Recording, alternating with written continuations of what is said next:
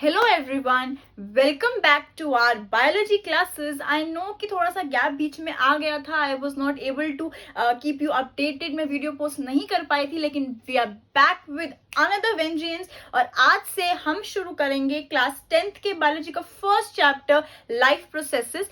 शुरू करने से पहले मैं आपको ये बता दूं, और ये आप सबको पता भी होगा, कि लाइफ प्रोसेसेस 10th की बायोलॉजी का एक ऐसा चैप्टर है जिसे बच्चे इतना बोरिंग मानते हैं, इतना उन्हें ये चैप्टर फ्रस्ट्रेटिंग लगता है कि वो बहुत सारी इंपॉर्टेंट चीजें इस चैप्टर से करना भूल जाते हैं, बिकॉज उन्हें काफी हद तक ये चैप्टर समझ में भी नहीं आता है। दूसरा पॉइंट, सिंस हमारी एनसीईआरटी एक स्टोरी के फॉर्म में दी हुई है, तो उसे पढ़ते पढ़ते बच्चे स्किप कर जाते हैं कि कौन सी पॉइंट से क्वेश्चन आता है। लेकिन हम ये चैप्टर पढ़ रहे हैं फॉर क्लास 10th, और 10th क्लास है आपकी बोर्ड क्लास। तो हम एनसीईआरटी को स्टोरी के फॉर्म में नहीं पढ़ेंगे। हम नहीं चाहेंगे कि हमारा एक भी पॉइंट मिस हो जाए। तो that's why I am here. I have prepared notes for you, ऐसे नोट्स जो आपको हैंडी मिल जाएंगे मेरे टेलीग्राम चैनल पे। लिंक मैंने डिस्क्रिप्शन पे डाल दिया है। और बेटा, आई विल ट्राई माय बेस्ट कि मैं आपको इसी तरह से एक्सप्लेन करूं कि आपको घर जाके शायद फिर एनसीईआरटी पढ़ने की भी जरूरत नहीं पड़ेगी। Line to line NCERT explanation आपको यहीं पर नॉलेज दुनिया पर ही मिल जाएगी। तो without wasting any time, let's start the video. Life processes. चलो बेटा, अब एक बार ये डायग्राम देख लो, ठीक है। लाइफ प्रोसेसेस को अगर हम बहुत ही लेमन लैंग्वेज में समझने की कोशिश करें, तो लाइफ प्रोसेसेस को हम ये बोल सकते हैं कि ऐसे प्रोसेसेस, ऐसे काम जो हमारी बॉडी में डेली होते हैं, ठीक है, रूटीन बेसिस पे होते हैं, ताकि जो हमारी जो बॉडी की जो सर्वाइवल है, जो लाइफ का जो सर्वाइवल है, वो चलता रहे। ठीक है, ये डायग्राम देखो, जैसे कि आपका न्यूट्रिशन है, जब आप खाना खाते हो। मेटाबॉलिज्म, जब आपकी बॉडी में कुछ केमिकल रिएक्शंस होते हैं उस खाने को डाइजेस्ट करने के लिए। रेस्पिरेशन, जब आप सांस लेते हो। एक्सक्रीशन, जब आपका अनडाइजेस्टेड जो खाना है वो आपकी बॉडी से एक्सक्रीट हो जाता है। ये सारे क्या हैं? क्या हम इनको बोल सकते हैं लाइफ प्रोसेसेस? बिल्कुल, क्योंकि ये सारे ही प्रोसेसेस हमारी बॉडी में रूटीनली होते हैं, हमारी बॉडी के सर्वाइवल के लिए। तो पहले हम देख लेते हैं कि लाइफ प्रोसेसेस की डेफिनेशन क्या है। Basic functions of living organisms which are essential for their survival. Simple, easy, जितने भी फंक्शंस या प्रोसेसेस हमारी बॉडी में होते हैं हमारी बॉडी के सर्वाइवल के लिए, उन्हें हम बोलते हैं उन्हें हम बोलते हैं लाइफ प्रोसेसेस। जैसे कि आपका रेस्पिरेशन है, डाइजेशन है, एक्सक्रीशन है, न्यूट्रिशन है, so on and so fourth. The processes are same in all types of living forms, whether unicellular or multicellular, plants or animals. अब ये जो processes हैं, ये जो life processes हैं, ये सारे ही life processes, चाहे एक organism unicellular हो, multicellular हो, plant हो या animal हो, इनका मोड, इनके करने का तरीका जरूर अलग हो सकता है, लेकिन जो बेसिस हैं, जो लाइफ प्रोसेसेस हैं, वो इन सभी में सेम ही होते हैं। Since these maintenance processes are needed to prevent damage and breakdown, energy is needed for them. अब ये जो प्रोसेस, अब आपको भी पता है कि अगर हम कोई भी काम करते हैं तो हमें उस काम के लिए एनर्जी चाहिए होती है। वैसे ही अगर हमारी बॉडी में लाइफ प्रोसेसेस का ये काम हो रहा है, तो हमें इन प्रोसेसेस को कैरी आउट करने के लिए एनर्जी चाहिए होती है। So there must be a process to transfer a source of energy from outside the body of an organism to the inside. अब ऐसा कोई ना कोई सोर्स तो आपको पता है कि हमारी जो बॉडी है उसको एनर्जी बाहर से ही लेनी पड़ती है। जब हम भी थक जाते हैं, हमें एनर्जी के लिए कोई खाना खाना पड़ता है ताकि वो एनर्जी हमारी बॉडी में बन जाए। ऐसे ही इन प्रोसेसेस को कैरी फॉरवर्ड करने के लिए भी हमारी बॉडी को एक ऐसा मैकेनिज्म चाहिए होता है कि जो बाहर की जो एनर्जी है ना, वो हमारी बॉडी कंज्यूम कर ले। और सबसे जो बेसिक तरीका है कि हमारी बॉडी में एनर्जी कंज्यूम हो सकती है, एब्जॉर्ब हो सकती है, वो है न्यूट्रिशन। जो हम खाना खाते हैं वो खाना एब्जॉर्ब होने के बाद एनर्जी बन जाता है हमारी बॉडी के लिए। तो बेसिक जो हमारा जो प्रोसेस है, जो हमारी बॉडी को एनर्जी देता है, वो है न्यूट्रिशन। और हम सबसे पहले लाइफ प्रोसेस से शुरू करते हैं, जो है न्यूट्रिशन। हम सारे जो प्रोसेसेस हैं जो हमें इस चैप्टर में पढ़ने हैं, पहले हम उसका एक छोटा सा ओवरव्यू देख लेंगे। और आज की वीडियो में जो मेन जो हमारा टॉपिक है वो है न्यूट्रिशन, जिसके साथ हम डील करेंगे। पहले हम देख लेते हैं nutrition. Process by which living beings procure food for obtaining energy and body building foods. ये आप सभी को पता है कि जो न्यूट्रिशन है, न्यूट्रिशन का मतलब है जो खाना हम बाहर से देते हैं हमारी बॉडी को, चाहे वो प्रोटीन्स हो, चाहे वो कार्बोहाइड्रेट्स हो, फैट्स हो, विटामिन्स हो, इसी को हम बोलते हैं nutrition. Food sources are carbon based, ये आपकी एनसीईआरटी की एक लाइन है, एंड सिंस एनसीईआरटी की लाइन है तो क्वेश्चन आ सकता है कि food sources are dash based, तो आप लिखेंगे कार्बन बेस्ड। और कार्बन बेस्ड फूड सोर्सेज क्यों होते हैं? क्योंकि हमारी अर्थ पे जितनी भी लाइफ प्रेजेंट है वो सारी बनी होती है कार्बन मॉलिक्यूल से, इसलिए जो हमारा जो खाना होता है वो भी कार्बन बेस्ड ही होता है।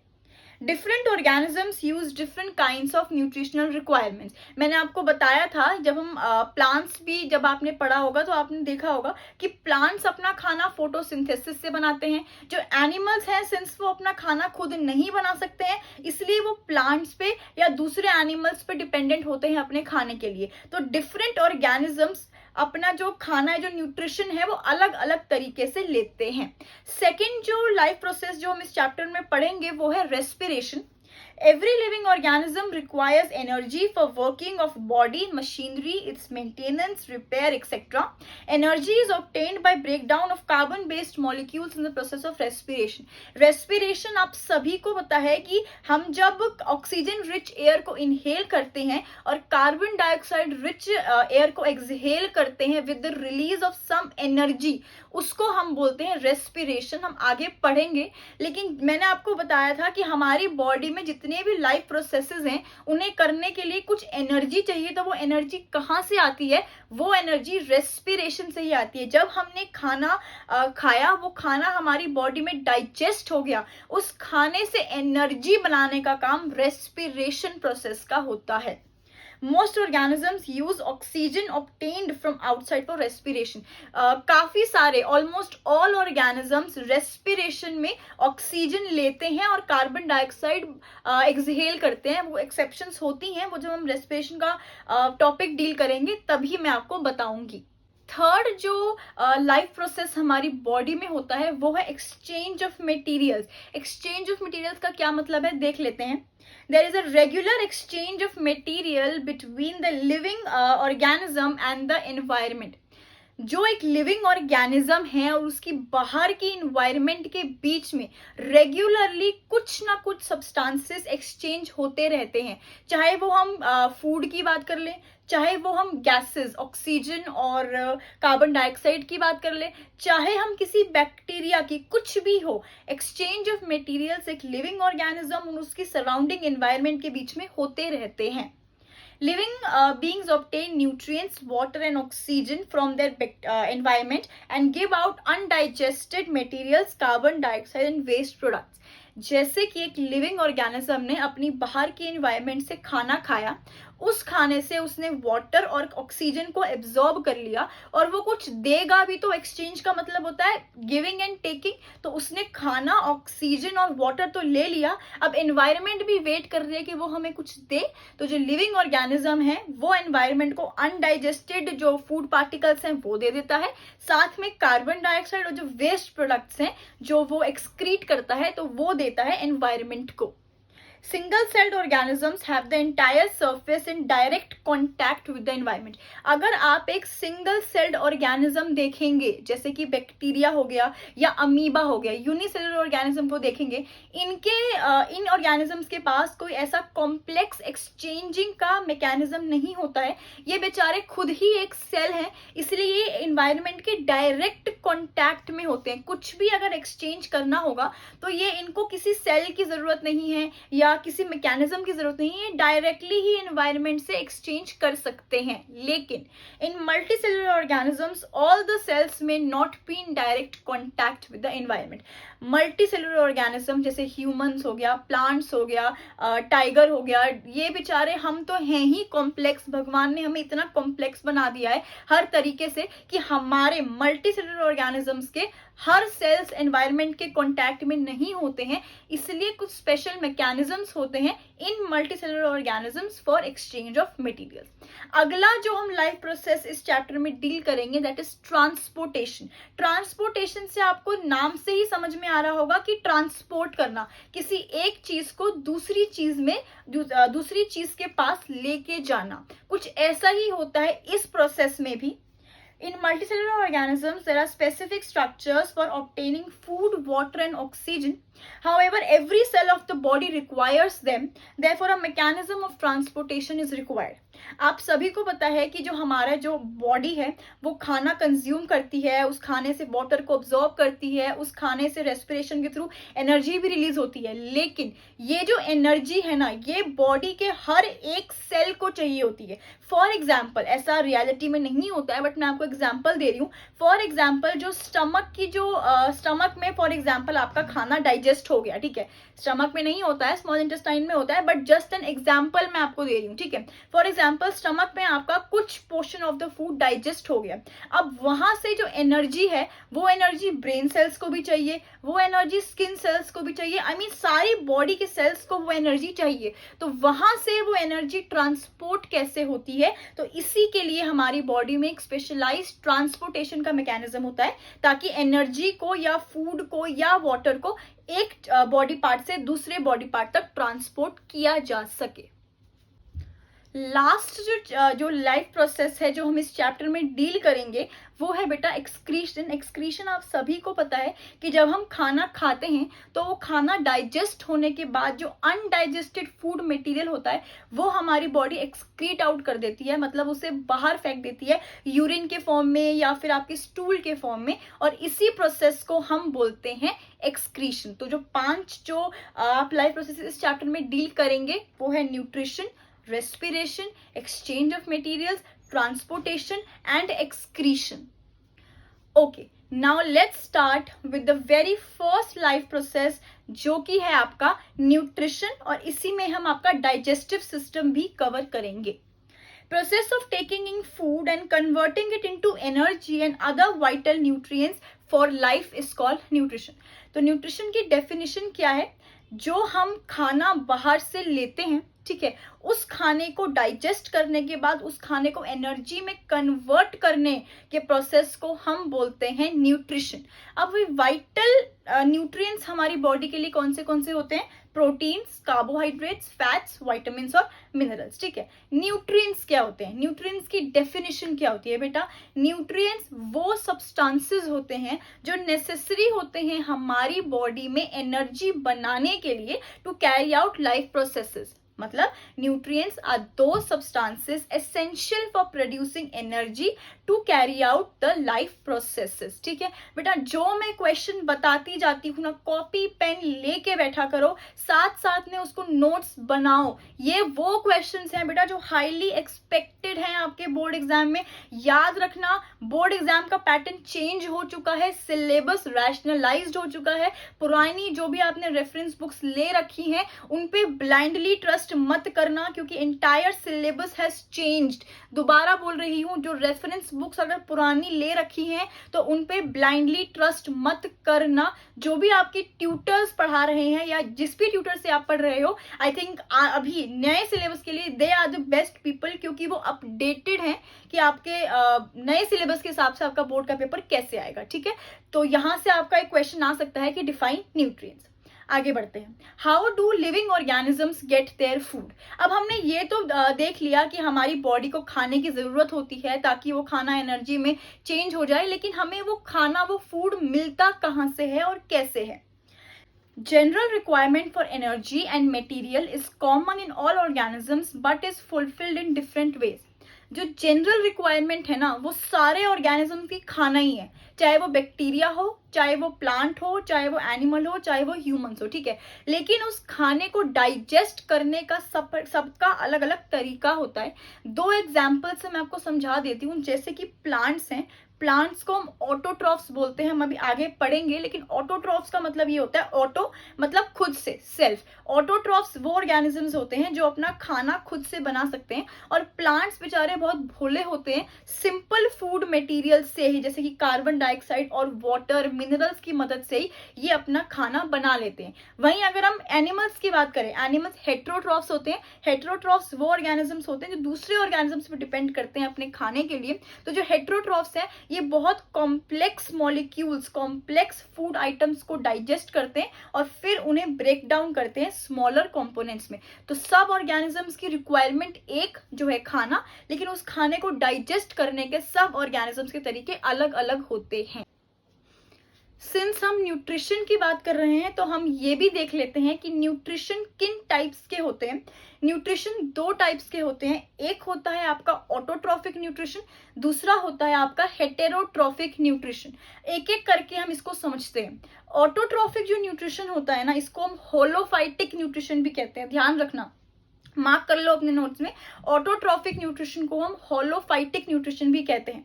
ऑटोट्रॉफिक ऑर्गेनिजम्स वो होते हैं जो अपना खाना खुद से मैन्युफैक्चर कर सकते हैं। बहुत कम ऐसे ऑर्गेनिजम्स होते हैं जो इतने ज्यादा एक्टिव होते हैं, बेचारों को कोई आलस ही नहीं है, खुद से खाना बना लेते हैं। जैसे कि आपका ग्रीन प्लांट्स हो गया और कुछ बैक्टीरिया हो गया, ये ऑर्गेनिजम्स अपना खाना खुद से मैन्युफैक्चर करते हैं। ऑटोट्रॉफिक ऑर्गेनिजम्स को हम ऑटोट्रॉफ्स भी बोलते हैं। वहीं अगर हम हेटेरोट्रॉफिक ऑर्गेनिजम्स की बात करें, जैसे कि आपका फंगाई हो गया, एनिमल्स हो गया, लायन, टाइगर, डियर या फिर हम ह्यूमंस, इतने आलसी होते हैं कि भगवान ने भी हमें अपना खाना बनाने के लिए कोई मैकेनिज्म नहीं दिया है।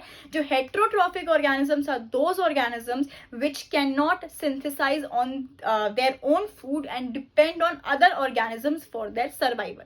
ठीक है, तो जो हेटेरोट्रॉफिक ऑर्गेनिजम्स होते हैं उन्हें हम हेटेरोट्रॉफ्स भी बोलते हैं। अब हम ऑटोट्रॉफिक और हेटेरोट्रॉफिक न्यूट्रिशन में डिटेल में थोड़ा बात कर लेते हैं, क्योंकि आपके बोर्ड एग्जाम्स में क्वेश्चन आते हैं इन दोनों टॉपिक्स में से, और मैं आपको बताती जाऊंगी साथ साथ कि कौन सा क्वेश्चन एक्सपेक्टेड है इस साल के बोर्ड एग्जाम में। ऑटोट्रॉफिक न्यूट्रिशन मैं आपको बता चुकी हूँ। ऑटोट्रॉफिक न्यूट्रिशन एक ऐसे टाइप का न्यूट्रिशन है जहाँ पे जो ऑर्गेनिजम्स हैं वो अपना खाना खुद सिंथेसाइज कर सकते हैं, और ऑटोट्रॉफिक ऑर्गेनिजम्स या फिर ऐसे organisms which synthesise their own food हम ऑटोट्रॉफ्स भी बोलते हैं। How they prepare their own food by the process of photosynthesis. आप सभी को पता है जो ग्रीन प्लांट्स हैं, ग्रीन प्लांट्स अपना खाना कैसे बनाते हैं, by the process of photosynthesis. अब फोटोसिंथेसिस की पहले डेफिनेशन समझ लेते हैं, फिर हम समझेंगे कि इसका एक्चुअल पूरा मैकेनिज्म कैसे होता है। Photosynthesis is the process by which green plants and some other organisms use sunlight to synthesize nutrients from carbon dioxide and water.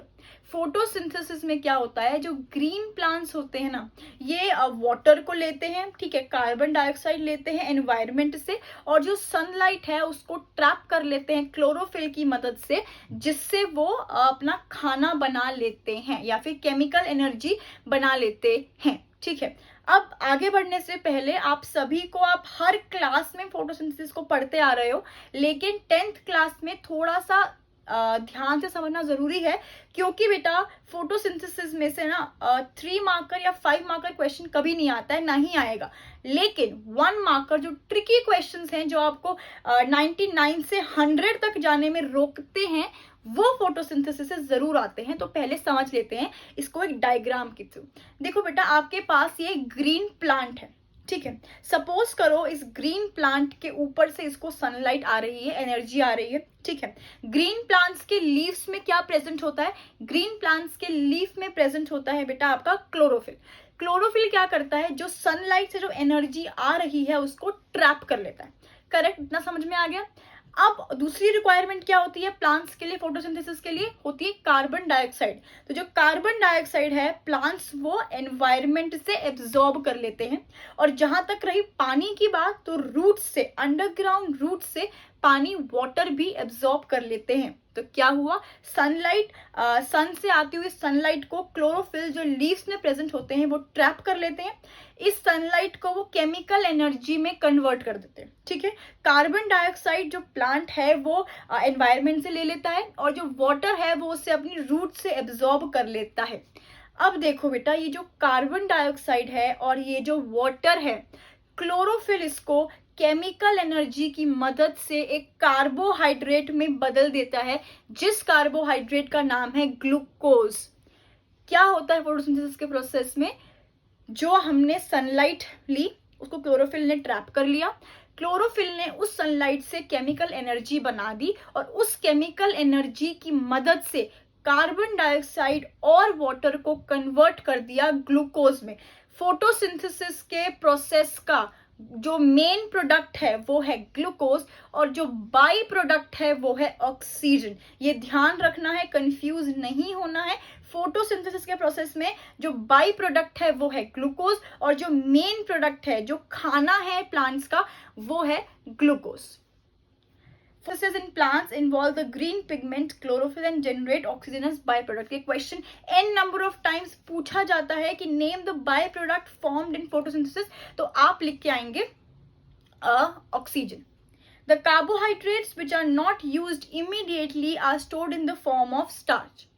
अब क्या होता है कि कभी कभी जो खाना प्लांट्स ने बना लिया उनको उतनी एनर्जी की रिक्वायरमेंट नहीं होती है, तो वो क्या करते हैं, क्या वो हम एनिमल्स की तरह अपना खाना बाहर फेंक सकते हैं? नहीं फेंक सकते हैं। तो जो जितनी रिक्वायरमेंट होती है प्लांट्स को एनर्जी की, वो उस ग्लूकोज से एब्जॉर्ब कर लेते हैं। लेकिन अगर इमीडिएटली वो ग्लूकोज यूज नहीं हो रहा है तो प्लांट उसे स्टोर कर लेते हैं स्टार्च के फॉर्म में। ये ध्यान रखना है, जो फोटोसिंथेसिस से जो मेन प्रोडक्ट बनता है वो स्टार्च नहीं बनता है।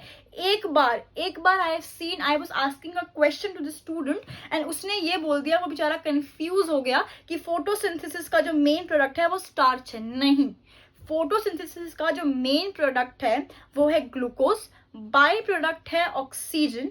और अगर ग्लूकोज इमीडिएटली प्लांट्स यूज नहीं करते हैं तब वो उस मेन प्रोडक्ट, उस ग्लूकोज को स्टार्च के फॉर्म में स्टोर कर लेते हैं। What is this? आप सभी बोलोगे मैम ये तो बहुत सिंपल है, फोटोसिंथेसिस की इक्वेशन है, हम सब स्मार्ट बच्चे हैं, एनसीईआरटी ऑलरेडी पढ़ के आए हैं। लेकिन मुझसे पूछोगे तो मैं बोलूंगी कि ये आपका 1 मार्क है आपके बोर्ड एग्जाम में। आप पिछले किसी भी साल का बोर्ड का पेपर उठाकर देख लो, आपको ऐसा कोई पेपर नहीं मिलेगा जहां पर या तो ये इक्वेशन डायरेक्टली ना पूछी गई हो या फिर किसी ना किसी फॉर्म में, चाहे वो फिल इन द ब्लैंक्स हो, चाहे वो एमसीक्यू हो, ये इक्वेशन आपके बोर्ड के पेपर में 1 मार्क डेफिनेटली है। तो पहले इसको समझ लेते हैं हम। देखो, हमने क्या बताया था? हमने बताया था कि जो प्लांट्स हैं वो कार्बन डाइऑक्साइड और पानी की मदद से, वाटर की मदद से, मतलब CO2 और H2O, क्लोरोफिल और सनलाइट, जो सनलाइट है क्लोरोफिल उसको एब्जॉर्ब करके केमिकल एनर्जी बना देता है। मतलब क्लोरोफिल और सनलाइट की प्रेजेंस में क्या बताया है मैंने, क्या प्रोडक्ट बनता है फोटोसिंथेसिस में? ग्लूकोज। C6H12O6 ग्लूकोज बनाते हैं, ऑक्सीजन बनाते हैं एज अ बाई प्रोडक्ट, और वाटर। ठीक है, ये इक्वेशन को अगर बैलेंस करके नहीं लिखोगे 0, कोई मार्क्स नहीं मिलेंगे। और इस इक्वेशन को बैलेंस करना कोई बहुत मुश्किल काम नहीं है। 6CO2, हर जगह आपने 6 लगाना है, बस एक वाटर को छोड़ के। 6CO2, 12 वाटर, 12 H2O, वहां पर आपका C6H12O6 है, 6O2 और 6H2O। ठीक है, समझ में आ गया? आपके बोर्ड एग्जाम में ये क्वेश्चन आता है, define photosynthesis, also write down it's equation. तो आप इसको कैसे आंसर करोगे? Photosynthesis is a process by which green plants make their own food with the help of sunlight trapped bye chlorophyll, water and carbon dioxide. ठीक है, और जो equation है वो आप लिखोगे 6CO2 plus 12 H2O in presence of sunlight and chlorophyll to form C6H12O6, that is glucose। ये है मेन प्रोडक्ट, प्लस 6 ऑक्सीजन, ये है by product, plus 6 H2O water. Okay, events of photosynthesis.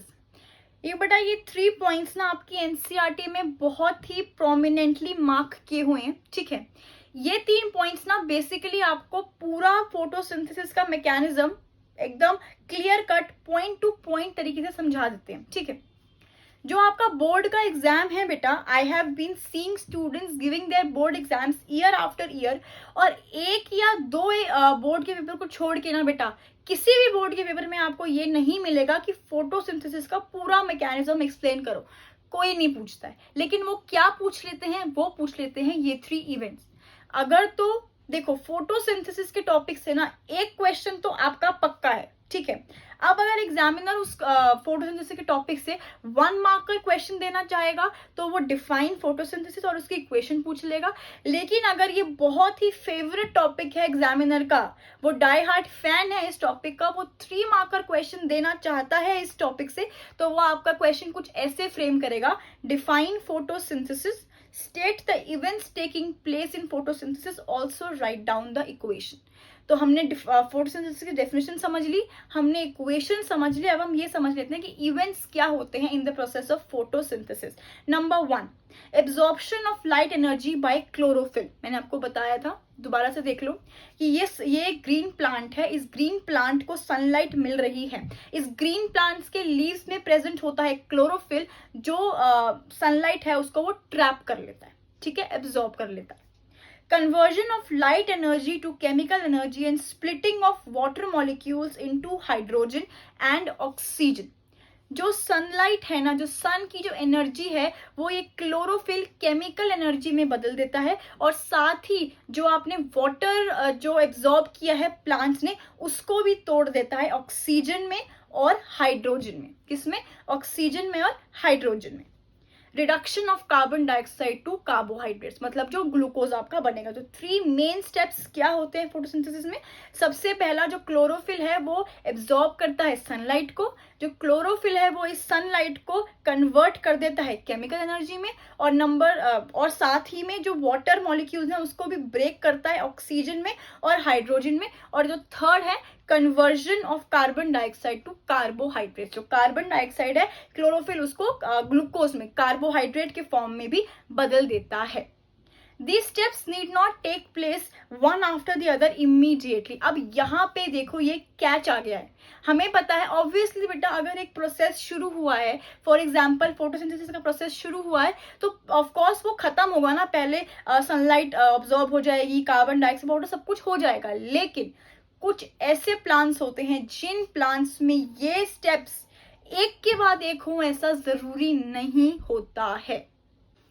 Okay, एक हॉट क्वेश्चन है आप लोगों के लिए, आपकी एनसीईआरटी का एक लाइन है, उस पे से बेस्ड क्वेश्चन है, उसके एक्सप्लेनेशन हम समझते हैं अभी।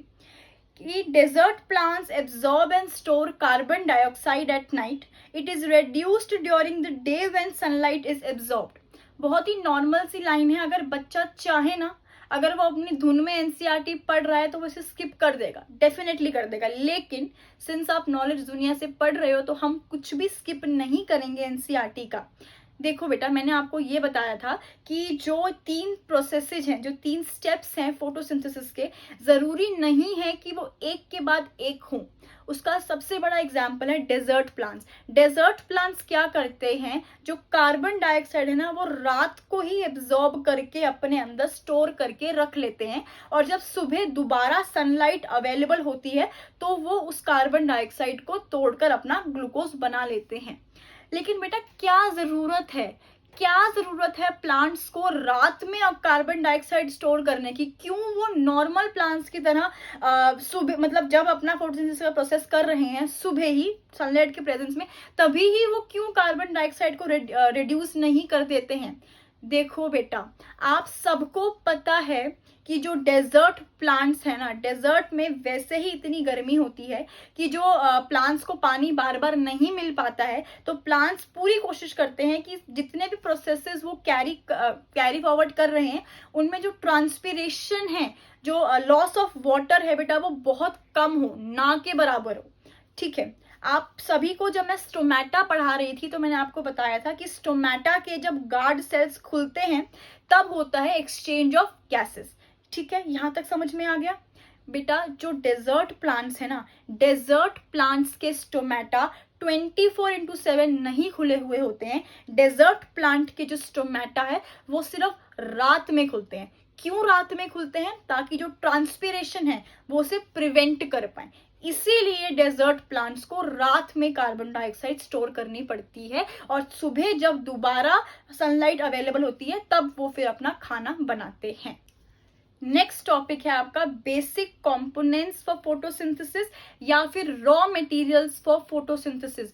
क्वेश्चन अलर्ट, ये क्वेश्चन आपके बोर्ड के पेपर में आता है कि state the raw materials required for photosynthesis. तो एक एक रॉ मटेरियल को ध्यान से समझना। सबसे पहला और सबसे जरूरी जो रॉ मटेरियल है जो प्लांट को चाहिए होता है for photosynthesis, chlorophyll. Leaf contains green dots. These green dots are cell organelles called chloroplast which contains chlorophyll. अगर आप लीफ को माइक्रोस्कोप के अंदर देखोगे, उसके ट्रांसवर्स सेक्शन को, तो आपको दिख जाएंगे लीव्स के ऊपर ग्रीन डॉट्स। इन ग्रीन डॉट्स को हम बोलते हैं क्लोरोप्लास्ट और इन्हीं ग्रीन डॉट्स के अंदर प्रेजेंट होते हैं क्लोरोफिल। साइट ऑफ फोटोसिंथेसिस, जो आपकी प्लांट बॉडी में जो साइट ऑफ फोटोसिंथेसिस होती है वो होती है क्लोरोफिल। 1 मार्क का question in your board exams की name the site of photosynthesis in plants, तो आप लिखेंगे chlorophyll. Primary photosynthetic pigment as it takes part in conversion of light energy into chemical energy. अब ऐसा तो नहीं है कि फोटोसिंथेसिस के लिए सिर्फ आपको क्लोरोफिल ही चाहिए होता है, आपको कार्बन डाइऑक्साइड चाहिए होती है, आपको सनलाइट चाहिए होती है, आपको वाटर चाहिए होता है। तो हम इसको क्लोरोफिल को साइट ऑफ फोटोसिंथेसिस क्यों बोलते हैं? क्योंकि बेटा क्लोरोफिल में सनलाइट को ट्रैप करके केमिकल एनर्जी में कन्वर्ट किया जाता है, इसीलिए हम बोलते हैं कि chlorophyll is the site of photosynthesis. Leaf is most suitable for photosynthesis because, बेटा आपकी एनसीईआरटी में ना ये एक लाइन मेंशन्ड है कि leaf is the most suitable for photosynthesis. क्यों नहीं दे रखा है? बेटा मेरी ये बात आज गांठ बांध लो कि आपका जो बोर्ड एग्जाम है, चाहे वो 10th हो, चाहे वो 12th हो, या फिर वो कोई भी आप कॉम्पिटिटिव एग्जाम के लिए बैठ रहे हो आफ्टर 12th, बेटा वो एग्जाम एनसीईआरटी बेस्ड होता है। ठीक है, ध्यान से समझ लो। आगे बढ़ने से पहले एक बहुत थिन डिफरेंस होता है एनसीईआरटी और एनसीईआरटी बेस्ड पे। ठीक है, कुछ जब भी आप पेपर दे के आते हो या पेपर देने से पहले बहुत बच्चों के मन में ये नोशन होता है कि बोर्ड का पेपर है, हवा है, पूरा आउट ऑफ सिलेबस आएगा, पता नहीं कहाँ से क्वेश्चन आ जाएगा। वो तो बेटा बिल्कुल ही गलत है, उसको तो अपने दिमाग से निकाल दो, ऐसा कुछ नहीं होता है। दूसरा नोशन जो कुछ बच्चे ओवर कॉन्फिडेंट हो जाते हैं ये सोच के कि paper line to line NCERT से आता है, बेटा ये भी 50% ही करेक्ट है, 100% करेक्ट नहीं है। All your board exams will be NCERT based, especially science. NCERT based का मतलब बेटा ये होता है कि आपकी जो क्वेश्चन फ्रेम होगा ना, वो क्वेश्चन आपको एनसीईआरटी में मिल जाएगा। वो लाइन, जिस लाइन से क्वेश्चन फ्रेम हुआ है, वो आपको एनसीईआरटी में 1000% मिल जाएगा। लेकिन जरूरी नहीं है कि वो लाइन को अडेयर करके ही क्वेश्चन आए। It is not important. For example आपकी एनसीईआरटी में ये लाइन दे रखी है कि leaf is the best suitable for photosynthesis, full stop. बच्चे को लगेगा कि इसका कोई रीजन नहीं दे रखा है, क्यों नहीं बता रखा है, तो इसे स्किप कर देगा। लेकिन सिंस एनसीईआरटी बेस्ड का मतलब यही होता है कि अगर कोई लाइन दे रखी है, कोई रीजन दे रखा है, आप उसको समझो अपने दिमाग में। खुद समझ नहीं आ रहा है तो take help of your teachers, ठीक है, वो आपको सही गाइड करेंगे। तो ध्यान रखना, आगे से कोई भी आपसे पूछता है या खुद में ये दिमाग में ये चीज बिठा के रख लो कि बोर्ड एग्जाम आपका एनसीईआरटी बेस्ड होगा। कोई भी वर्ड या कोई भी लाइन आपको ऐसी दिखती है एनसीईआरटी में जिसका आपको मतलब समझ में नहीं आ रहा है, या फिर जो आपको लगता है कि इसका रीजन बुक में होना चाहिए था पर वो है नहीं, feel free to ask me in the comment section, या आप मुझसे मेरे टेलीग्राम पे भी जुड़ सकते हो। I will try to clear all your doubts personally. ठीक है, तो इस एनसीईआरटी बेस्ड वाले नोशन को अपने दिमाग में बिठा लो। अब वापस आते हैं कि लीफ जो है वो मोस्ट सूटेबल जगह सूटेबल क्यों है फॉर फोटोसिंथेसिस। इसके 3 रीजंस हैं। Number 1, it has large surface area for harvesting sunlight. जो लीफ का जो सरफेस एरिया होता है ना बेटा, वो बहुत बड़ा होता है। जितना बड़ा सरफेस एरिया होगा उतनी ज्यादा ही सनलाइट वो ऑब्जॉर्ब कर सकता है। Number 2, it has numerous stomata for exchange of gases. पूरी प्लांट बॉडी में सबसे ज्यादा जो स्टोमेटा है वो लीव्स में प्रेजेंट होते हैं, और इसका मतलब यह है कि सबसे ज्यादा जो एक्सचेंज ऑफ गैसेस है, जो कार्बन डाइऑक्साइड को एब्जॉर्ब करना है, वो लीव्स में सबसे ज्यादा हो सकता है। और third, abundant vascular supply for bringing in water and taking out manufactured food. इसका मतलब है जो लीव्स है ना उनमें अबंडेंट वैस्कुलर सप्लाई है। वैस्कुलर सप्लाई कुछ याद आ रहा है? वैस्कुलर बंडल्स 9th में हमने पढ़ा था। 2 वैस्कुलर बंडल्स होते हैं। वैस्कुलर बंडल्स में हम 2 कंपोनेंट्स को डालते हैं, जाइलम और फ्लोएम। तो जाइलम और फ्लोएम का सप्लाई भी प्लांट लीफ में बहुत ज्यादा होता है। तो जो ट्रांसफर करना होता है बेटा आपका मिनरल्स का या फिर जो फूड है अलग प्लांट पार्ट में, वो भी लीफ से इजीली हो सकता है। तो ये 3 रीजंस हैं जो कि जो लीफ को बेस्ट सूटेबल साइट बनाते हैं फॉर फोटोसिंथेसिस। जो नेक्स्ट जो मटेरियल है फोटोसिंथेसिस के लिए जो प्लांट्स को चाहिए होता है वो होता है बेटा आपका carbon dioxide. Enters the leaves through stomata. जितना भी प्लांट में गैसियस एक्सचेंज होता है वो बेटा सारा का सारा स्टोमेटा से ही होता है। Stomata tiny pores present on the surface of leaves. अब जैसे कि ये लीफ का एक लीफ है, इस लीफ के सरफेस पे आपको ज्यादा जो पोर्स जो दिखाई दे रहे हैं ना, इन पोर्स को हम बोलते हैं stomata.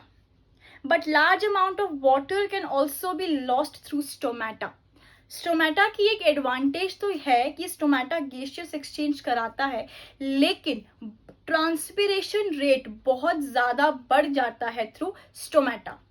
The plant closes stomata when it does not need carbon dioxide for photosynthesis. तो अब पानी को बचाने के लिए, ट्रांसपिरेशन को प्रिवेंट करने के लिए प्लांट क्या करता है, वो अपने स्टोमेटा को बंद कर लेता है जब उसे कार्बन डाइऑक्साइड की जरूरत नहीं होती है। मतलब जब अपना खाना नहीं बना रहे होते हैं प्लांट्स, तब वो अपने स्टोमेटा को बंद कर लेते हैं to prevent transpiration. Opening and closing of the pore is the function of guard cells. मैंने आपको बताया था, ये दोबारा डायग्राम में देख लो। जैसे कि अगर ये आपका स्टोमेटा है तो इस स्टोमेटा के आसपास इसकी रक्षा करने के लिए, इसको सिक्योर करने के लिए, गार्ड करने के लिए 2 गार्ड सेल्स प्रेजेंट होते हैं ऐसे, और ये किडनी शेप के गार्ड सेल्स होते हैं। उनका काम क्या होता है कि स्टोमेटा का ओपन होना और क्लोज होना उसको ये रेगुलेट करते हैं। अब बेटा हमने ये तो बता दिया कि ठीक है कि स्टोमेटा बंद होता है, खुल जाता है, लेकिन ऐसा कब होता है? क्या वो प्रोसेस है जिसकी वजह से स्टोमेटा वो बंद होना पड़ता है, और क्या वो प्रोसेस है जिसकी वजह से स्टोमेटा को ओपन होना पड़ता है? क्लास 9th में मैंने आपको एक टॉपिक पढ़ाया था जो था ऑस्मोसिस। अगर आपको याद हो, 10th क्लास में भी वो टॉपिक आपका पीछा नहीं छोड़ेगा, क्योंकि इस टॉपिक में भी ऑस्मोसिस का यूज होता है। ऑस्मोसिस क्या होता है बेटा? either the water goes into the cell or the water comes out of the cell। यही होता है, बेसिक बता रही हूँ मैं आपको ऑस्मोसिस का, ठीक है। तो बेटा जब ऑस्मोसिस की वजह से गार्ड सेल्स में पानी चला जाता है तो गार्ड सेल्स स्वेल हो जाते हैं, जिसकी वजह से स्टोमेटल पोर ओपन हो जाता है। वहीं अगर जो गार्ड सेल्स से पानी बाहर आ जाता है बेटा, तो जो गार्ड सेल्स हैं वो श्रिंक हो जाते हैं और जो स्टोमेटल पोर है वो बंद हो जाता है। मैंने आपको क्या बताया? अगर गार्ड सेल्स में ऑस्मोसिस की वजह से पानी चला गया है, ठीक है, जिसको हम एंडोस्मोसिस भी बोलते हैं, मतलब entry of water into the cell, ठीक है, तो क्या होता है, जो गार्ड सेल्स हैं वो स्वेल हो जाते हैं और जो स्टोमेटल पोर है वो ओपन हो जाता है। वहीं अगर हम एक्सोस्मोसिस की बात करें, एक्सोस्मोसिस मतलब entry of water out of the cell. तो जब एक्सोस्मोसिस की वजह से जो पानी है वो गार्ड सेल से बाहर चला जाता है तो गार्ड सेल्स श्रिंक हो जाते हैं, जिसकी वजह से जो स्टोमेटल पोर है वो बंद हो जाता है। जो थर्ड कंपोनेंट है जो फोटोसिंथेसिस के लिए प्लांट्स को चाहिए होता है वो है sunlight. Source of energy for photosynthesis. Photosynthesis के लिए जो एनर्जी का जो सोर्स है वो सनलाइट ही होता है। Energy from light causes a chemical reaction that breaks down molecules of carbon dioxide into water and reorganizes them to make sugar and oxygen gas। जो एनर्जी सनलाइट से मिलती है उस एनर्जी को क्लोरोफिल कन्वर्ट कर देता है केमिकल एनर्जी से, केमिकल एनर्जी में, और उसी केमिकल एनर्जी की मदद से ही वो अपना प्लांट्स अपना खाना बना पाते हैं, दैट इज ग्लूकोज और ऑक्सीजन बना पाते हैं। फोर्थ और जो लास्ट कंपोनेंट जो प्लांट्स को चाहिए होता है फॉर फोटोसिंथेसिस इज वाटर। आप सभी को पता है कि जो वाटर है वो प्लांट्स अपनी रूट्स से ही एब्जॉर्ब करते हैं। रूट्स से जो वाटर के साथ प्लांट्स 3 मिनरल्स भी एब्जॉर्ब करते हैं। वो क्या होते हैं? नाइट्रोजन, आयरन और मैग्नीशियम। क्वेश्चन आएगा यहाँ पर से कि नेम द एलिमेंट्स या minerals that the plant uptake from roots, तो आप लिखेंगे नाइट्रोजन, फॉस्फोरस और मैग्नीशियम। अब नाइट्रोजन का क्या काम होता है प्लांट्स में? Nitrogen is essential element use in the synthesis of protein to other compounds. जो प्रोटीन का ब्रेकडाउन है वो नाइट्रोजन के बिना नहीं हो सकता है। प्लांट्स में nitrogen is essential for the synthesis of protein, मतलब breakdown of protein to other compounds. अब ये एक बहुत ध्यान रखने वाली चीज है, nitrogen is taken in the form of inorganic nitrates और नाइट्राइट्स। जो प्लांट्स हैं वो नाइट्रोजन को अपने नाइट्रोजन के फॉर्म में नहीं एब्जॉर्ब कर सकते हैं, तो इसीलिए प्लांट्स जो हैं वो इनऑर्गेनिक नाइट्रेट्स या नाइट्राइट्स की फॉर्म में ही नाइट्रोजन को एब्जॉर्ब करते हैं। तो यहाँ पे हमारा ऑटोट्रॉफिक न्यूट्रिशन खत्म हो गया है और हम चलते हैं हमारे सेकेंड टाइप ऑफ न्यूट्रिशन की तरफ, जो कि है हेटेरोट्रॉफिक न्यूट्रिशन। हेटेरोट्रॉफिक न्यूट्रिशन मैं आपको बता चुकी हूँ कि a mode of nutrition where the organism directly और indirectly depends on autotrophs for their food. मतलब जो हेटेरोट्रॉफिक जो ऑर्गेनिजम्स होते हैं वो डायरेक्टली या इनडायरेक्टली अपने खाने के लिए प्लांट्स पे डिपेंडेंट होते हैं, क्योंकि वो अपना खाना खुद नहीं बना सकते हैं। हेटेरोट्रॉफिक ऑर्गेनिजम्स को हम हेटेरोट्रॉफ्स भी बोलते हैं, जैसे कि आपका हम ह्यूमंस हैं, एनिमल्स हैं, फंगा हैं, तो भी ऑल आर हेटेरोट्रॉफ्स। अब हम चलते हैं हेटेरोट्रॉफिक जो न्यूट्रिशन है उसके भी फर्दर 3 सब टाइप्स होते हैं। एक होता है आपका सैप्रोफिटिक, दूसरा होता है आपका पैरासिटिक एंड जो तीसरा होता है वो होता है आपका होलोजोइक। बहुत सारे questions in 3 modes of nutrition से भी आते हैं, तो ध्यान से समझना, कंफ्यूज नहीं होना है। सबसे पहले हम बात करते हैं saprophytic mode of nutrition. Organisms derive their nutrition from dead and decaying matter. For example आप ये सपोज कर लो, चलो आपने कोई फ्रूट खाया, जो फ्रूट का जो पील होता है, जो छिलका होता है, वो आप बाहर फेंक देते हो, राइट। कुछ टाइम के बाद वो पील डिकम्पोज हो जाता है, तो उसको हम डेड एंड डिकेइंग मैटर बोल सकते हैं। ऐसे ही अगर कोई एनिमल्स हैं जो मर जाते हैं तो वो सॉइल में जाकर वो डिकम्पोज होना शुरू हो जाते हैं। तो ऐसे ऑर्गेनिजम्स जो डेड और डिकेइंग मैटर पे अपना फूड एब्जॉर्ब करते हैं उन्हें हम बोलते हैं saprophytes. Example fungi like bread moulds, east mushroom, ये दोनों एग्जाम्पल्स इंपॉर्टेंट हैं सैप्रोफाइट्स के, ब्रेड मोल्ड्स और east mushroom. They perform external digestion. अब इसका क्या मतलब है? एक्सटर्नल का मतलब है बाहर, तो जो सैप्रोफाइट्स हैं वो अपना जो फूड है, जो कॉम्प्लेक्स फूड है, उसको बाहर से आउट ऑफ द बॉडी उसको तोड़ते हैं, उसका ब्रेक डाउन करते हैं और फिर उन सिंपलर कंपोनेंट्स को एब्जॉर्ब कर लेते हैं। तो सैप्रोफाइट्स एक्सटर्नल डाइजेशन परफॉर्म करते हैं। They pour digestive enzymes over the external food materials. मैंने आपको बताया कि जो सैप्रोफाइट्स हैं वो अपनी बॉडी के बाहर ही खाने को डाइजेस्ट करते हैं। डाइजेशन कैसे करते हैं? कुछ डाइजेस्टिव एंजाइम्स वो अपनी बॉडी से उस खाने पे, डेड एंड डिकेइंग मैटर पे डालते हैं। जब वो खाना स्मॉलर कंपोनेंट्स में ब्रेक हो जाता है तो सैप्रोफाइट्स उसको एब्जॉर्ब कर लेते हैं। Enzymes cause breakdown of complex organic compounds into simpler substances. अब देखो बेटा, 1 मार्कर क्वेश्चन है कि जो सैप्रोफाइट्स हैं उन्हें हम नेचुरल स्कैवेंजर्स भी बोलते हैं। क्यों? जो डेड एंड डिकेइंग मैटर है ना, वो एक तरह से हमारे अर्थ पे गंदगी है, ठीक है, गंदगी है। तो जो सैप्रोफाइट्स हैं ये उस डेड एंड डिकेइंग मैटर को कंज्यूम करके एक तरह से हमारी जो अर्थ है उसको क्लीन करते हैं, इसलिए हम सैप्रोफाइट्स को नेचुरल स्कैवेंजर्स भी बोलते हैं। जो दूसरा टाइप का हेटेरोट्रॉफिक न्यूट्रिशन है वो है parasitic nutrition.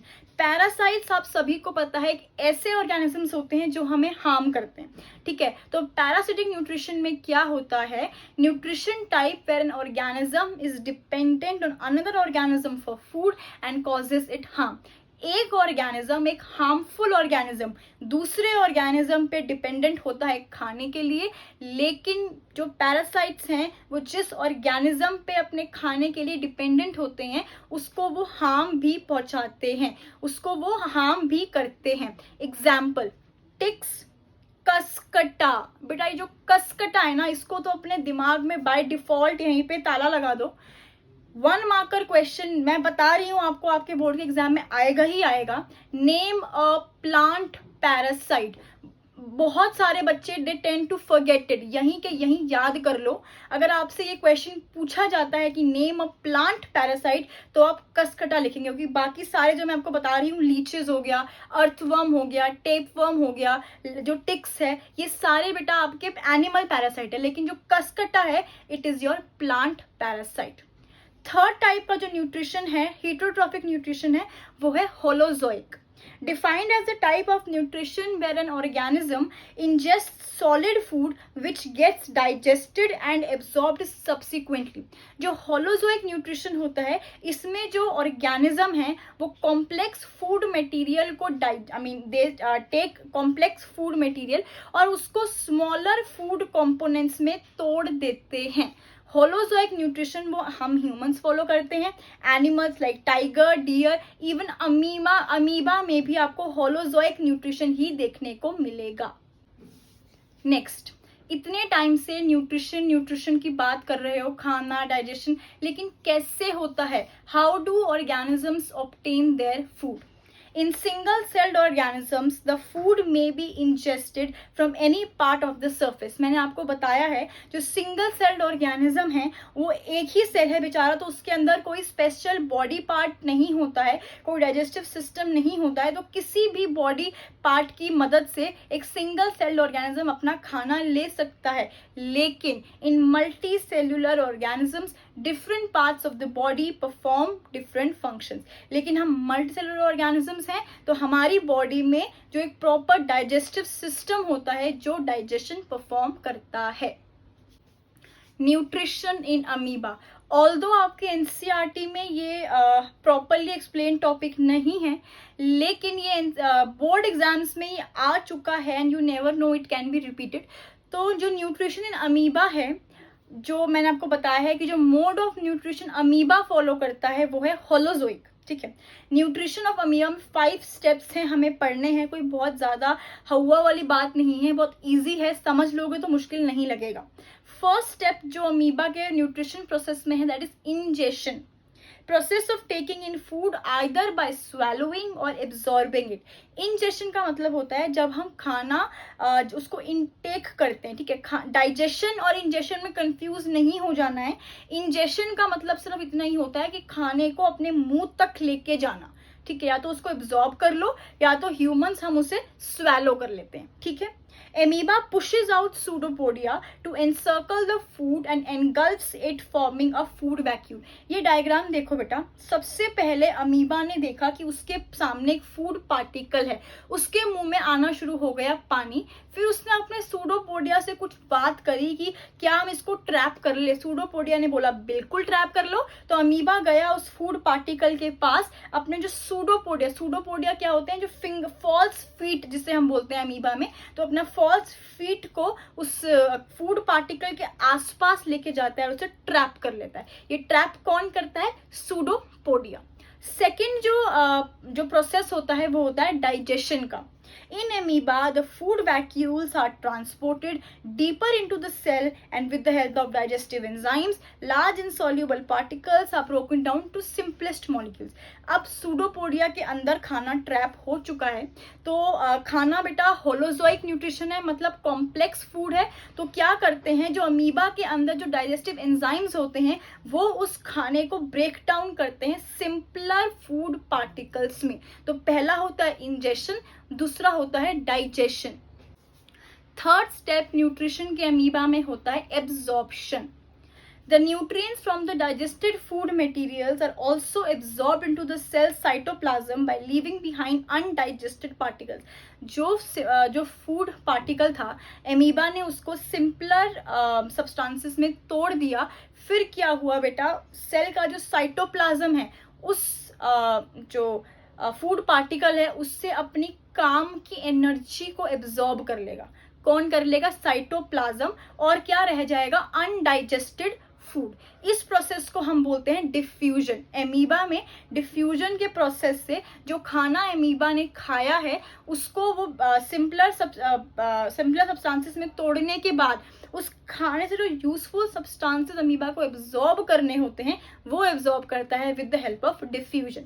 Excess food is stored in the form of glycogen and lipids. Question जो एमीबा है, जितना खाना उसने एक टाइम में खाना था उसने खा लिया, अगर उसने ज़्यादा फूड पार्टिकल एब्जॉर्ब कर लिया है तो वो उसको स्टोर कर देता है in the form of glycogen and lipids. Fourth step है assimilation, process of obtaining energy from absorbed food particles. बेटा ये जो खाने से एनर्जी है ना लेना, ये हर ऑर्गेनिज्म को करना पड़ता है, ठीक है। अपने लाइफ प्रोसेसेस को कंटिन्यू रखने के लिए जो खाना वो खाता है उस खाने से एनर्जी लेनी ही पड़ती है, और इसी को हम एसिमिलेशन बोलते हैं कि process of absorbing energy from the food particles. In amoeba absorbed food particles are utilised for producing the energy required to carry out different processes. अब एमीबा में क्या होता है, एक बार खाने की एब्जॉर्प्शन हो गई, उस एब्जॉर्प्शन से, उस एब्जॉर्ब्ड खाने से एमीबा में एसिमिलेशन होती है, मतलब उस एब्जॉर्ब्ड खाने से एमीबा में एनर्जी प्रोड्यूस होती है। फाइनली जो फाइनल स्टेप है एमीबा के न्यूट्रिशन का वो है एक्सक्रीशन, प्रोसेस ऑफ एक, मतलब कि जो अनडाइजेस्टेड जो फूड पार्टिकल्स हैं अमीबा उसे अपनी बॉडी से एक्सक्रीट कर देता है। तो 5 जो स्टेप्स होते हैं एमीबा के न्यूट्रिशन में वो क्या होते हैं, ingestion, digestion, absorption, assimilation and excretion. इसका जो डायग्राम है ये भी बहुत इंपॉर्टेंट है, इसको ध्यान से समझना। अब हम थोड़े डिस्कशन कर लेते हैं मोड ऑफ न्यूट्रिशन पैरामीशियम के बारे में भी। जो स्टेप्स एमीबा में फॉलो होते हैं वही पैरामीशियम में भी फॉलो होते हैं, लेकिन पैरामीशियम में एक डिफरेंस होता है। सबसे पहले तो आप यही समझ लो कि पैरामीशियम में भी होलोजोइक मोड ऑफ न्यूट्रिशन ही होता है। Unlike the amoeba, which engulfs its food using pseudopodia, paramecium has hair-like structures called cilia that help them sweep the food particles from water and put them in an oral groove। जैसे amoeba के पास उसका pseudopodia होता है जिसकी वजह से वो food particle को एनगल्फ कर लेता है, वैसे ही पैरामीशियम के पास सूडोपोडिया तो नहीं होता है, पैरामीशियम के पास होता है सिलिया। ये डायग्राम में देखो, ये जो आपको हेयर लाइक प्रोजेक्शंस निकलती हुई दिख रही हैं पैरामीशियम से, ये होती है सिलिया। सिलिया क्या करती है, ये जो फूड पार्टिकल है उसको एब्जॉर्ब करके, उसको इंजेस्ट करके ओरल ग्रूव तक लेके जाती है। जैसे हमारी बॉडी में माउथ है, हमारी बॉडी में इंजेक्शन माउथ से होती है, वैसे ही पैरामीशियम के पास होता है oral groove. The food particles, usually smaller organisms such as algae, bacteria, are then ingested into the oral groove and into the paramecium's body. The food is ingested with some surrounding water and forms a vacuole. तो क्या होता है paramecium में, cilia ने जो food particle है उसको oral groove तक पहुंचाया, ओरल ग्रूव में पैरामीशियम के इंजेक्शन हो गई और फूड पहुंच गया पैरामीशियम की बॉडी के अंदर। फिर वही 5 स्टेप्स होते हैं बेटा आपके डाइजेशन के, breaking down of food into simpler components, फिर एब्जॉर्प्शन होती है सिलिया के साइटोप्लाज्म में, फिर एसिमिलेशन होती है मतलब एनर्जी बनती है उस ब्रोकन डाउन फूड से, और फाइनली एक्सक्रीशन हो जाती है अनडाइजेस्टेड फूड पार्टिकल्स की। न्यूट्रिशन इन ह्यूमन बींग्स, मतलब हम अब बात करेंगे इस चैप्टर के सबसे इंपॉर्टेंट टॉपिक की, जो कि है ह्यूमन बींग्स का डाइजेस्टिव सिस्टम। ध्यान रखना बोर्ड एग्जाम्स में आज तक कभी नहीं पूछा गया है explain digestive system in humans. पूरा डाइजेस्टिव सिस्टम आपसे कोई नहीं पूछता है, लेकिन बोर्ड एग्जाम में जो क्वेश्चन आता है वो कुछ ऐसे आता है, एक्सप्लेन डाइजेशन इन स्टमक या explain digestion in small intestine, मतलब किसी एक पार्ट में डाइजेशन कैसे होती है वही आपसे पूछा जाएगा। तो अब हम शुरू करते हैं digestive system. Humans have a digestive system for nutrition. Digestive organs form a continuous canal called alimentary canal. Alimentary canal is the long tube extending from mouth to the anus. एक बार ये डायग्राम देखो बेटा, बहुत ही layman doubt है लेकिन कुछ बच्चों को होता है कि एलिमेंट्री कैनाल क्या ये कोई ट्यूब है, ठीक है, या क्या ये कोई ऑर्गन है जहां पर डाइजेशन होती है? नहीं बेटा, एलिमेंट्री कैनाल ना एक पैसेज है, एक ट्रैक्ट है, माउथ से शुरू होता है और एनस पे खत्म होता है। इस पूरे ट्रैक्ट को, एक तरह से इस पूरे डाइजेस्टिव सिस्टम को ही हम एलिमेंट्री कैनाल बोलते हैं। एलिमेंट्री कैनाल ऐसा ट्रैक्ट है माउथ से लेके एनस तक जहां से आपका जो फूड है वो पास होता है। We start with very first organ of digestion जो कि है mouth.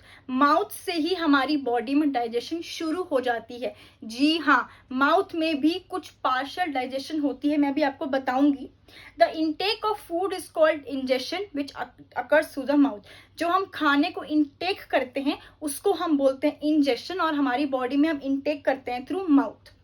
Many parts contribute to digestion process. जितने भी पार्ट्स हमारे माउथ में हैं, चाहे वो टीथ हो, सलाइवरी ग्लैंड्स हो, टंग हो, ये सारे ही पार्ट्स कॉन्ट्रीब्यूट करते हैं डाइजेशन के प्रोसेस में। सबसे पहले हम बात कर लेते हैं टीथ की। जो टीथ हैं बेटा, जब हम खाना खाते हैं, टीथ क्या करते हैं, उनको क्रश करते हैं फूड को, they break down the food into smaller particles. ठीक है, करेक्ट। Next, salivary glands. हमारे माउथ में सलाइवरी ग्लैंड्स प्रेजेंट होते हैं जो सलाइवा प्रोड्यूस करते हैं। सलाइवा का क्या काम होता है, सलाइवा जो हमारा जो खाना है ना उसको वेट कर देता है, उसको गीला कर देता है। क्यों करता है, क्या जरूरत है खाने को वेट करने की? क्योंकि बेटा जो एलिमेंट्री कैनाल है, जो आपका डाइजेस्टिव सिस्टम की जो पूरा ट्रैक्ट है ना, वो एक सॉफ्ट ट्रैक्ट है। ठीक है, उसकी लाइनिंग सॉफ्ट है, इसीलिए खाने के स्मूथ पासिंग, मतलब खाने को स्मूथली पास कराने के लिए सलाइवा जो है वो खाने को वेट कर देता है, मॉइस्टन कर देता है। Saliva has an enzyme called salivary amylase which begins digestion of starch in the mouth. Question 100% a question. मैंने आपको बताया था कि हमारे माउथ में भी कुछ डाइजेशन शुरू हो जाती है। वो क्या होती है, हमारे जो सलाइवा है, सलाइवा में एक एंजाइम होता है सलाइवरी अमाइलेज। ये क्या करता है, ये ब्रेक डाउन करता है स्टार्च इनटू शुगर। तो अगर आपसे क्वेश्चन पूछा जाता है कि name the digestive part where digestion of starch takes place, तो आप लिख के आएंगे माउथ। ठीक है, और फाइनली हमारे माउथ में एक टंग प्रेजेंट होती है जो हमारा जो च्यूड फूड है उसको सलाइवा के साथ मिक्स कर देती है। अब ये नेक्स्ट देखो डायग्राम में, हमारे माउथ से जो खाना है वो फेरिंग्स में जाता है। Food is transported from the mouth to the pharynx. Pharynx में एज सच कोई डाइजेशन नहीं होती है, लेकिन पार्शियल स्वेलोइंग ऑफ फूड होती है, बस यही काम है फेरिंग्स का। फेरिंग्स के बाद जो खाना है वो जाता है ईसोफेगस के अंदर। Transports food from mouth to the stomach through peristaltic movements. Oesophagus क्या करती है, ईसोफेगस जो माउथ से जो खाना है, वो बेसिकली ईसोफेगस एक लंबी पाइप है। ठीक है, जैसे आप डायग्राम में देख सकते हो, ये माउथ से लेकर खाना स्टमक तक पहुंचाती है। कैसे, थ्रू पेरिस्टाल्टिक मूवमेंट। डेफिनेशन आती है इसकी कि डिफाइन पेरिस्टाल्टिक मूवमेंट। देखो बेटा, peristaltic movements are muscular contraction that move the food from mouth to the stomach. Oesophagus में मस्कुलर कॉन्ट्रैक्शन होती है, कॉन्ट्रैक्ट करती है ये ईसोफेगस, तभी जो माउथ से जो खाना है वो स्टमक में जाता है। एक चीज याद रखना, ईसोफेगस में कोई भी डाइजेशन नहीं होती है। This can be asked as your MCQ कि name the part where no digestion takes place, तो आप लिखोगे ईसोफेगस। नेक्स्ट ऑर्गन जो है वो है आपका स्टमक। बहुत बार ये क्वेश्चन आया है बोर्ड एग्जाम में कि discuss the process of digestion in stomach, तो इसके एक एक पॉइंट को ध्यान से समझना। सबसे पहले, stomach is a large muscular organ, it expands when food enters in it. जो स्टमक है ये वो एक बहुत ही बड़ा मस्कुलर ऑर्गन है, और वो और बड़ा हो जाता है और एक्सपैंड हो जाता है जैसे ही उसके अंदर फूड एंटर होता है। Vital organ for storage of food and provides enough time to digest meals। जो फूड है ना वो सबसे पहले हमारे स्टमक में ही स्टोर होता है, और उस फूड को जो डाइजेस्ट करने के लिए इनफ टाइम देता है stomach. churns food and mix it with the digestive juices। ये आप सभी को पता है कि हमारे स्टमक में कुछ डाइजेस्टिव एंजाइम्स होते हैं, कुछ डाइजेस्टिव जूसेस होते हैं, तो उस खाने को डाइजेस्टिव जूसेस के साथ मिक्स करने का काम भी स्टमक का ही है। वो चर्न कर देता है फूड को डाइजेस्टिव जूसेस के साथ। These glands release hydrochloric acid and propepsin and mucus। Question, हमारे स्टमक में एक एसिड प्रेजेंट होता है जिसका नाम होता है हाइड्रोक्लोरिक एसिड, HCl। ठीक है, और हमारे स्टमक में एक एंजाइम देखो बेटा, मैं आपको एक चीज बताती हूँ। हमारे स्टमक की जो वॉल्स है, फॉर एग्जाम्पल ये आपका स्टमक है, ठीक है, इस स्टमक की वॉल्स में गैस्ट्रिक ग्लैंड्स प्रेजेंट होते हैं, ठीक है। यही gastric glands hydrochloric acid release करते हैं। यही गैस्ट्रिक ग्लैंड्स एक एंजाइम रिलीज करते हैं, प्रोपेप्सिन। प्रोपेप्सिन एक ऐसा एंजाइम है जो प्रोटीन की डाइजेशन के लिए बहुत इंपॉर्टेंट है। यहां तक समझ में आ गया? अब देखो, अब क्या होता है, ये जो प्रोपेप्सिन है ना, ये प्रोपेप्सिन प्रोटीन की डाइजेशन नहीं करवा सकता है। ये अपने इनएक्टिव फॉर्म में होता है, ये बेकार फॉर्म में होता है। प्रोपेप्सिन HCl की मदद से बनता है पेप्सिन, और पेप्सिन कराता है डाइजेशन ऑफ प्रोटीन्स। बहुत बार ये क्वेश्चन पूछा गया है, दोबारा देख लो। जो प्रोपेप्सिन है ना, वो अपने इनएक्टिव फॉर्म में होता है। वो अपने एक्टिव फॉर्म में सिर्फ और सिर्फ एसिडिक मीडियम में ही आ सकता है। स्टमक में एसिडिक जो मीडियम है वो हाइड्रोक्लोरिक एसिड प्रोवाइड करता है। प्रोपेप्सिन हाइड्रोक्लोरिक एसिड की प्रेजेंस में बन जाता है पेप्सिन, जो कि ब्रेक डाउन करता है प्रोटीन्स का। तो प्रोटीन की जो डाइजेशन है, पार्शियल डाइजेशन है, वो स्टमक में ही होती है। और जो enzyme required for digestion of proteins है वो है पेप्सिन, ठीक है। अब हमारे स्टमक में एसिडिक मीडियम का क्या काम है बेटा? एसिडिक मीडियम क्यों? You all know hydrochloric acid is a very strong acid. तो ये हमारे स्टमक में क्यों होता है? सबसे पहले मैंने आपको बता दिया कि ये जरूरी होता है for the activation of propepsin. दूसरा बेटा, अगर कोई भी जर्म्स या कोई भी बैक्टीरिया हमारे फूड के साथ हमारी एलिमेंट्री कैनाल में एंटर हो जाता है, तो वो एसिड इतना स्ट्रॉन्ग है कि 99% ऑफ ऑर्गेनिजम्स को वो एसिड वहीं मार देता है, ठीक है। लेकिन बेटा ये क्वेश्चन है कि since HCl is a very strong acid, तो वो हमारे स्टमक को क्यों डाइजेस्ट नहीं क्यों नुकसान नहीं पहुंचाता है? हमारी स्टमक में म्यूकस की कवरिंग प्रेजेंट होती है। ये म्यूकस की जो कवरिंग है ना, ये प्रिवेंट करती है HCl को स्टमक को हार्म करने से, ठीक है। आपने अपनी केमिस्ट्री में पढ़ा होगा, डाइजेशन में जो एसिडिटी जो हो जाती है वो HCl की वजह से ही होती है। अगर हमारे स्टमक में नॉर्मल HCl का जो लेवल है वो बढ़ जाता है, तो हमारी बॉडी में एसिडिटी की प्रॉब्लम शुरू होने लग जाती है। नेक्स्ट, स्मॉल इंटेस्टाइन, सबसे इंपॉर्टेंट पार्ट है ये डाइजेस्टिव सिस्टम का। जितनी भी कंप्लीट डाइजेशन ऑफ फूड होती है स्मॉल इंटेस्टाइन में। Exit of food from stomach is regulated by sphincter muscle which releases into the small intestine. ये डायग्राम में देखो बेटा, स्टमक से खाना जाता है स्मॉल इंटेस्टाइन में, पर कैसे? स्टमक और स्मॉल इंटेस्टाइन के बीच में एक मसल प्रेजेंट होता है, that is called the sphincter muscle, और ये रेगुलेट करता है खाने को स्टमक से स्मॉल इंटेस्टाइन तक।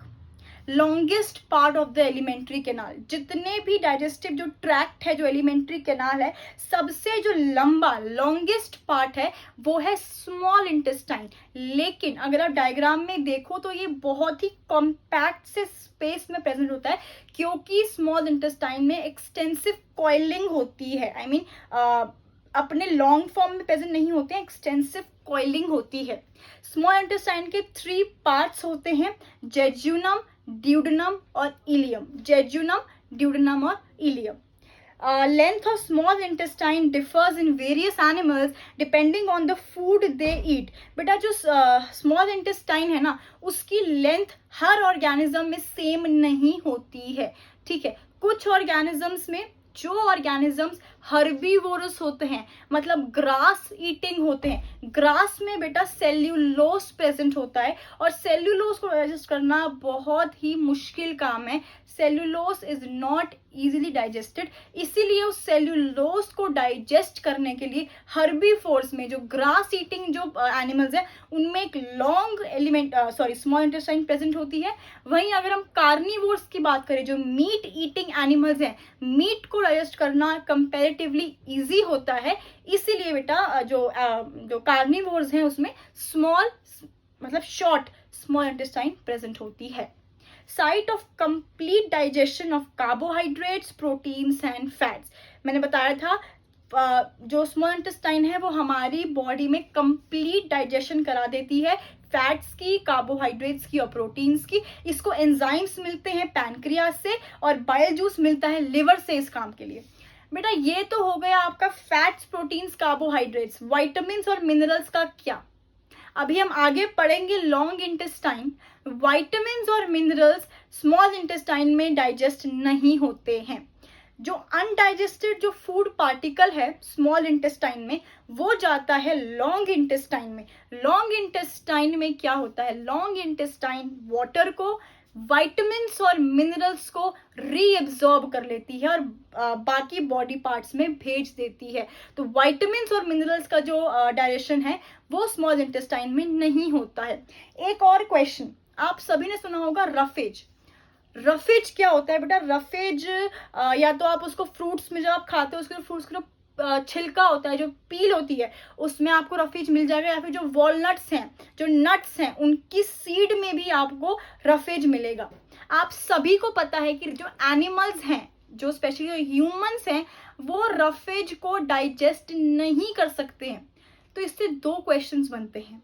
एक तो बेटा कि अगर हम रफेज को डाइजेस्ट नहीं कर सकते हैं तो हम रफेज लेते ही क्यों हैं? क्यों हमें रफेज की जरूरत है? क्योंकि रफेज हमारी बॉडी को कोई भी न्यूट्रिशन प्रोवाइड नहीं करता है।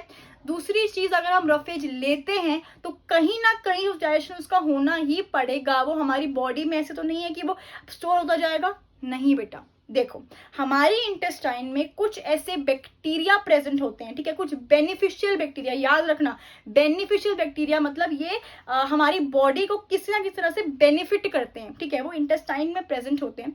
इन बैक्टीरिया को एक्टिवेट करने के लिए हमें चाहिए होता है रफेज।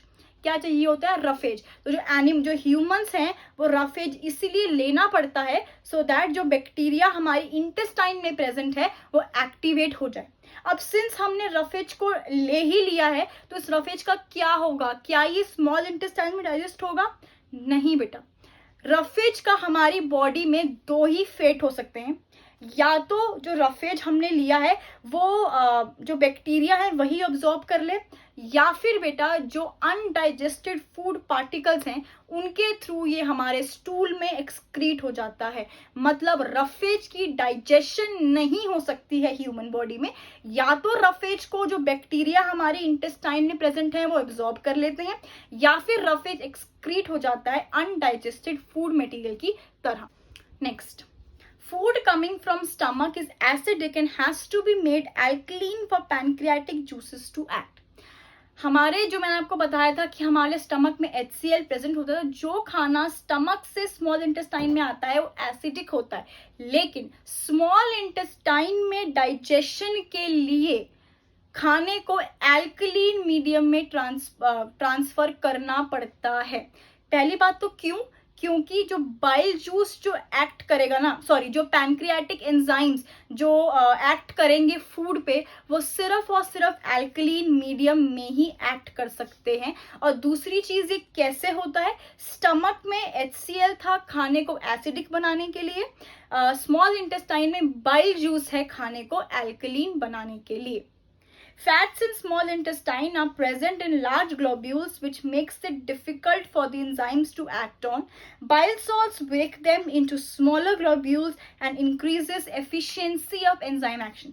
अब जो fats होते हैं ना बेटा, ये बड़े बड़े ग्लोब्यूल्स में प्रेजेंट होते हैं, मतलब बहुत ही कॉम्प्लेक्स सब्सटेंसेस हैं। इनके ऊपर एंजाइम्स का काम करना मुश्किल हो जाता है। इसीलिए बाइल जूस क्या करता है? बाइल जूस जो बाइल सॉल्ट्स हैं वो ब्रेक कर देता है बेटा इन फैट्स को छोटे छोटे ड्रॉपलेट्स में, ताकि जो एंजाइम्स हैं वो इजीली इस फैट पे एक्ट कर पाए और इस फैट की डाइजेशन हो जाए। मैंने आपको बताया था कि जो स्मॉल इंटेस्टाइन है, स्मॉल इंटेस्टाइन को पैनक्रियास से पैनक्रियाटिक जूस मिलता है, ठीक है। पैनक्रियाटिक जूस में बेटा 3 एंजाइम्स प्रेजेंट होते हैं, अमाइलेज, ट्रिप्सिन और लाइपेज, यही तीनों एंजाइम्स स्मॉल इंटेस्टाइन में कंप्लीट डाइजेशन कराते हैं।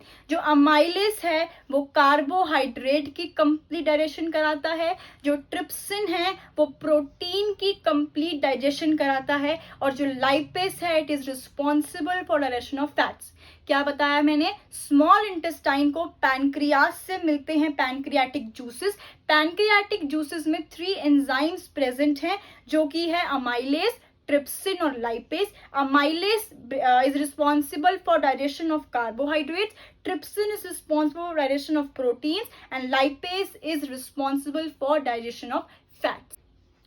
ठीक है बेटा, यहां तक तो हमारी स्मॉल इंटेस्टाइन में कार्बोहाइड्रेट्स बन गया, प्रोटीन्स बन गया और फैट्स बन गया अपने सिंपलेस्ट फॉर्म में। अब एक और यहाँ पे बेटा ट्विस्ट है। जो स्मॉल इंटेस्टाइन की जो वॉल्स होती है ना, इनके पास प्रेजेंट होते हैं इंटेस्टिनल ग्लैंड्स। स्टमक की वॉल में होते थे गैस्ट्रिक ग्लैंड्स, जो इंटेस्टाइन है बेटा इनकी वॉल्स में होते हैं इंटेस्टिनल ग्लैंड्स। ये कुछ ऐसे एंजाइम्स प्रोड्यूस करते हैं जो प्रोटीन को डाइजेस्ट कर देते हैं अमाइनो एसिड्स के फॉर्म में, कार्बोहाइड्रेट को डाइजेस्ट कर देते हैं बेटा आपके ग्लूकोज के फॉर्म में, और जो आपके जो फैट्स हैं उनको डाइजेस्ट कर देते हैं ग्लिसरॉल के फॉर्म में। प्रोटीन्स का सिंपलेस्ट फॉर्म होता है अमाइनो एसिड्स, कार्बोहाइड्रेट्स का सिंपलेस्ट फॉर्म होता है ग्लूकोज, फैट्स का सिंपलेस्ट फॉर्म होता है glycerol. Digested food is taken up by the walls of intestine. अब जो फूड डाइजेस्ट हो चुका है वो एब्जॉर्ब कर लेती है स्मॉल इंटेस्टाइन की वॉल्स। क्यों? The inner lining of small intestine has numerous finger-like projections called villi which increase the surface area for absorption. ये डायग्राम देखो बेटा, स्मॉल इंटेस्टाइन की जो इनर लाइनिंग है, जो सरफेस है, उस पे बेटा बहुत सारे finger like projections, villi present होते हैं जो इंक्रीज करते हैं सरफेस एरिया फॉर एब्जॉर्प्शन। मतलब जितना भी खाना डाइजेस्ट हुआ है मैक्सिमम एब्जॉर्ब हो जाए, इसीलिए ज्यादा सरफेस एरिया वाली विलाई प्रेजेंट होती हैं स्मॉल इंटेस्टाइन में। Villi are richly supplied with blood vessels which take absorbed food to each and every cell of the body where it is utilized for obtaining energy. फिर ये villi क्या करती हैं बेटा? villi के अंदर richly supplied blood vessels होती हैं जो absorbed food को बाकी body parts तक ले जाती हैं। Last part of the digestive system, that is large intestine. जितना भी खाना स्मॉल इंटेस्टाइन में एब्जॉर्ब नहीं हो पाता है वो आ जाता है लार्ज इंटेस्टाइन में। Wall of large intestine absorbs water from malabsorbed food. Malabsorbed food होता है मतलब the food which is difficult to absorb. ठीक है, तो जो malabsorbed food large intestine में आता है, लार्ज इंटेस्टाइन उस फूड से वाटर, मिनरल्स और विटामिन्स को एब्जॉर्ब कर लेती है। Rest of the material is removed from the body via anus. बाकी जितना भी मटेरियल लार्ज इंटेस्टाइन के काम का भी नहीं होता है, जो बिल्कुल ही जो एक अनडाइजेस्टेड फूड पार्टिकल है, वो एनस के थ्रू एक्सक्रीट हो जाता है। मैंने आपको बताया था कि स्टमक से स्मॉल इंटेस्टाइन में फूड आने के लिए एक स्फिंक्टर प्रेजेंट होता है, वैसे ही लार्ज इंटेस्टाइन से एनस में फूड आने के लिए भी एक एनल स्फिंक्टर प्रेजेंट होता है। तो बेटा माउथ में क्या होता था? पार्शियल डाइजेशन ऑफ स्टार्च होती थी, फिर खाना आता है फेरिंग्स में, फेरिंग्स में पार्शियल स्वेलोइंग होती है, फिर खाना आता है ईसोफेगस में, ईसोफेगस में सिर्फ पेरिस्टाल्टिक मूवमेंट्स होती है लेकिन कोई भी डाइजेशन नहीं होती है। फिर हमने देखा कि खाना आता है स्टमक में, स्टमक खाने को चर्न करता है, इसकी वॉल्स में गैस्ट्रिक ग्लैंड्स होते हैं जो HCl और प्रोपेप्सिन रिलीज करता है। प्रोपेप्सिन बेटा HCl के प्रेजेंस में पेप्सिन बन जाती है, pepsin is essential for digestion of proteins. ठीक है, फिर हमने देखा स्मॉल इंटेस्टाइन, स्टमक से स्मॉल इंटेस्टाइन में खाना आता है स्फिंक्टर मसल की मदद से, स्मॉल इंटेस्टाइन में कंप्लीट डाइजेशन ऑफ फूड हो जाता है। स्मॉल इंटेस्टाइन से जितना भी खाना एब्जॉर्ब नहीं हो पाता है वो आता है लार्ज इंटेस्टाइन में। लार्ज इंटेस्टाइन वाटर, मिनरल्स और विटामिन्स उस माल एब्जॉर्ब्ड फूड से एब्जॉर्ब कर लेती हैं, बाकी जो अनडाइजेस्टेड फूड पार्टिकल है उसको एनस के थ्रू बाहर फेंक देती हैं। So here we complete your nutrition.